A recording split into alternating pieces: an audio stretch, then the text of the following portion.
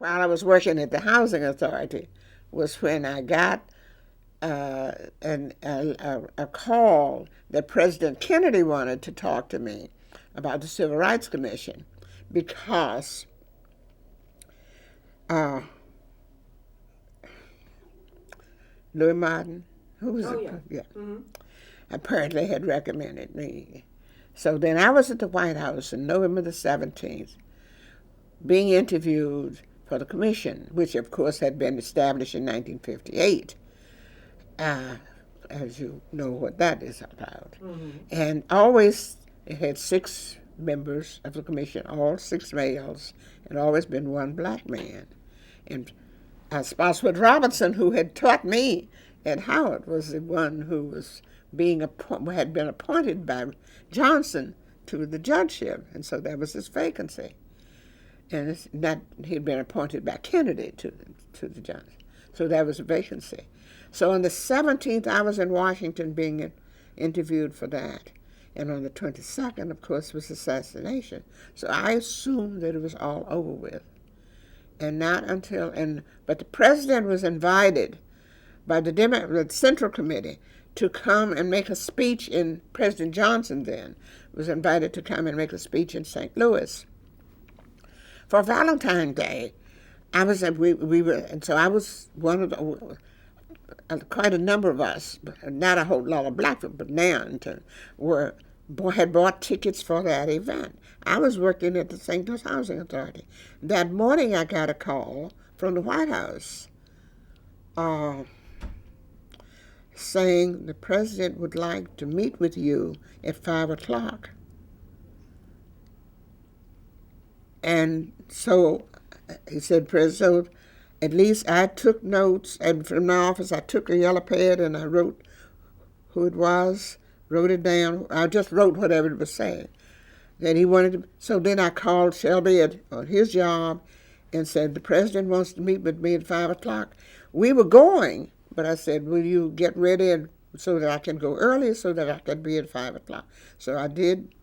I left, I don't know, I probably left work early. One thing is, at least as an attorney, as associate general like Colonel, I had that option. I just say tell the secretary I'm leaving, and I left early Well, I and think got home. meeting the president. Yes, you see, Excuse I didn't tell for them that. I just said I'm going to leave. Yeah. And so then I went home and I got dressed, and of course there was a crowd, and it was at the Chase, and so it turns out I thought that I couldn't get as close to the place, but anyway, he let me out.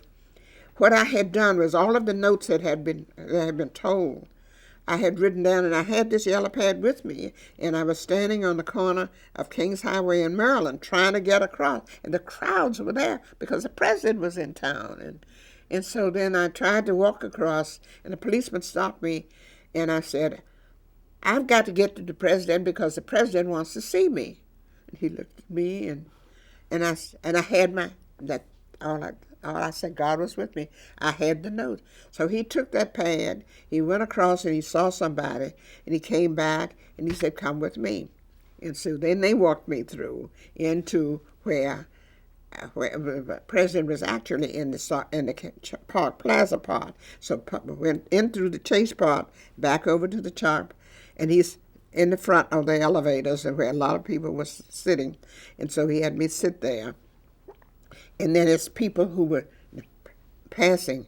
And then Congresswoman Sullivan, who is deceased now, was my congressman then, when she saw me, she said, thanks, congratulations. And I knew what she was talking about. The publisher of the Globe Democrat, the newspaper, was then, congratulations. They got on the elevator and went up. I still didn't know what they were talking about. And so anyway, a little bit later, they came and got me and took me up. And then I got all these Secret Service persons, and they took me in a room and be seated. And Vitalis, who is the person who is now in California? But anyway, he was the one who came later to me and said, Mrs. Freeman, we apologize. The president apologizes for keeping you waiting. But anyway, in the meantime, as I can say, I was dressed for this event, so therefore I had on a pretty gray coat, which was silk coat matching. But anyway, whatever else I had on under it. And I remember that when they called and said, the president will see you now. And I opened, and he went to the parlor, and he was standing there, and all I can say is standing there. And so then he said, have a seat. And I just remember that I was holding on to the lapels of my coat. And I was glad to be, I had met him before, but I just didn't know what this was all about. Right, yeah. So then I sat down. And I think he could see that I was nervous. And so he said, a lot of things, I've heard a lot of good things about you. And I want to appoint you as a commissioner of the U.S. Commission on Civil Rights.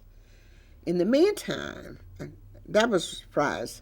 In the meantime, however, the law which established the commission also established a state advisory committee, a state committee in every state.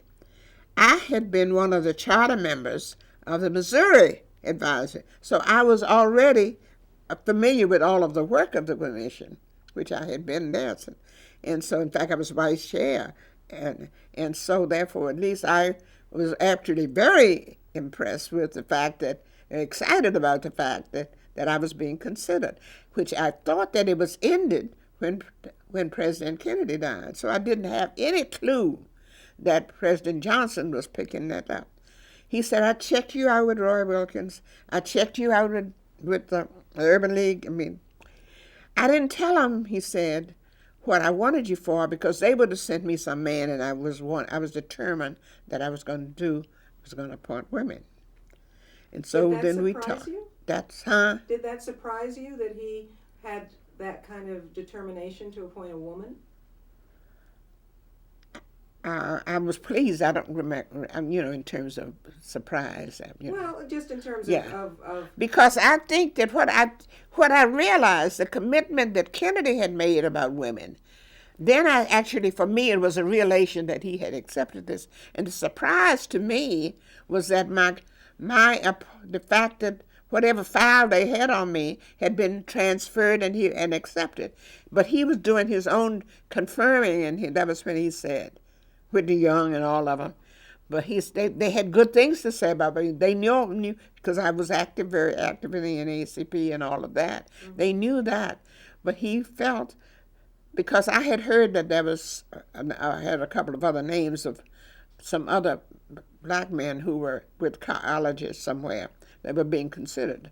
So I had never thought about that. And so when he said that, as I said, I was pleased but then, you see, I would have been, because there never had been a woman, black, white, or whatever. There'd never been a woman. So I knew that.